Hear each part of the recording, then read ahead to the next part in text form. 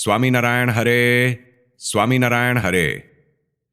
वचनामृत गडडा प्रथम प्रकरण का 52वां।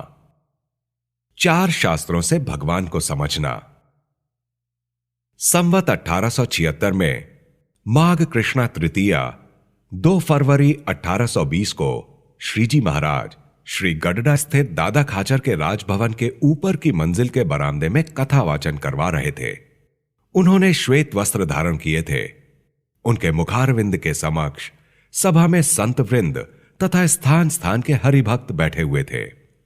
कथा में प्रसंग आया कि सांख्य, योग, वेदांत तथा पंचरात्र, इन 4 शास्त्रों द्वारा जो पुरुष भगवान के स्वरूप को समझ लेता है वही पूर्ण ज्ञानी कहलाता है। तब मुक्तानंद स्वामी ने पूछा, हे महाराज, इन 4 शास्त्रों द्वारा किस प्रकार भगवान को जाना जा सकता है? यदि इन 4 शास्त्रों द्वारा भगवान को न जाना जा सके तो उसमें कौन सी न्यूनता रहती है, वह बताइए। तब श्रीजी महाराज बोले कि सांख्य शास्त्र भगवान को 24 तत्वों से परे 25वां बताता है।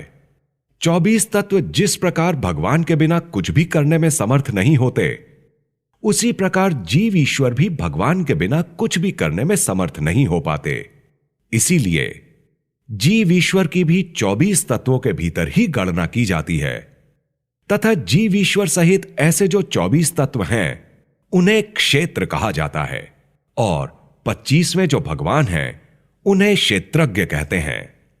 योग शास्त्र भगवान को 26वां तत्व तथा मूर्तिमान बताता है और जीव ईश्वर को 25वां कहता है तथा 24 तत्वों को पृथक बताता है। उसका यह निर्देश भी है कि इन तत्वों से अपनी आत्मा को पृथक समझकर भगवान का ध्यान करते रहना चाहिए। वेदांत शास्त्र भगवान को सबका कारण, सर्वव्यापक, सर्वाधार, निर्गुण, अद्वैत, निरंजन तथा कर्ता होने पर भी अकर्ता, प्राकृत विशेषण रहित तथा दिव्य विशेषण सहित बताता है। पंचरात्र शास्त्र ने भगवान के संबंध में यह बताया है कि श्री कृष्ण पुरुषोत्तम नारायण ही वासुदेव, संकर्षण, अनिरुद्ध तथा प्रद्युम्न नामक चतुर्व्यूह रूप होते हैं और पृथ्वी पर अवतार धारण करते हैं। जो पुरुष उनकी 9 प्रकार की भक्ति करता है उसका कल्याण होता है। इस प्रकार ये 4 शास्त्र भगवान के संबंध में जैसा वर्णन करते हैं उसे यथार्थ रूप में समझने वाला पुरुष ही पूर्ण ज्ञानी कहलाता है। यदि अन्य 3 शास्त्रों को छोड़कर जो पुरुष केवल सांख्य शास्त्र के द्वारा ही भगवान के स्वरूप को समझता है उसमें बाधा उत्पन्न हो जाती है, क्योंकि सांख्य शास्त्र में जीव ईश्वर को तत्वों से अलग नहीं बताया गया है।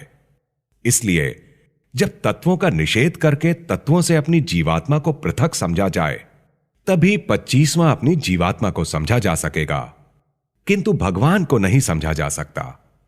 यदि अकेले योग शास्त्र द्वारा ही भगवान के स्वरूप को समझा जाए तो यह दोष आता है कि योग शास्त्र ने भगवान को मूर्तिमान बताया है, वह उन्हें परिच्छिन्न मानता है किंतु अंतर्यामी और परिपूर्ण नहीं मानता।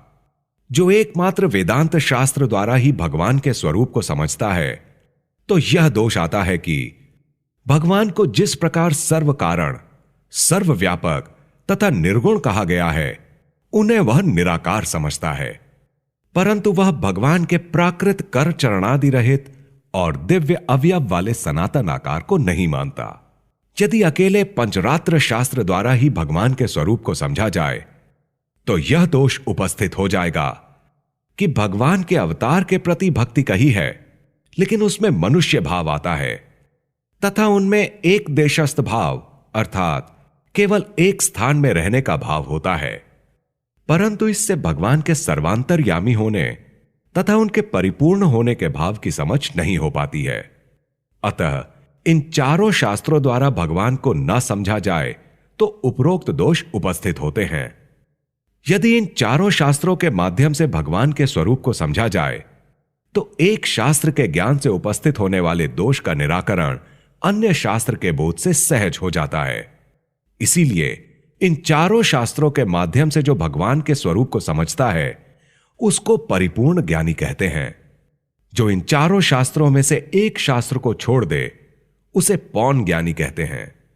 2 शास्त्रों को छोड़ने वाला अर्ध ज्ञानी कहलाता है और 3 शास्त्रों को छोड़ने वाले को पाव ज्ञानी कहा जाता है। जो इन चारों शास्त्रों को छोड़कर अपने मन की कल्पना से चाहे किसी भी तरह शास्त्रों को समझकर उनका पालन करता हो, वह भले ही वेदांती हो या उपासना वाला हो, दोनों को ही पथभ्रष्ट माना जाएगा और उनमें से किसी को भी कल्याण का मार्ग अब तक हाथ में नहीं आया है। अतः वह वेदांती भी दंभी ज्ञानी है तथा ऐसा उपासक भी दंभी भक्त है।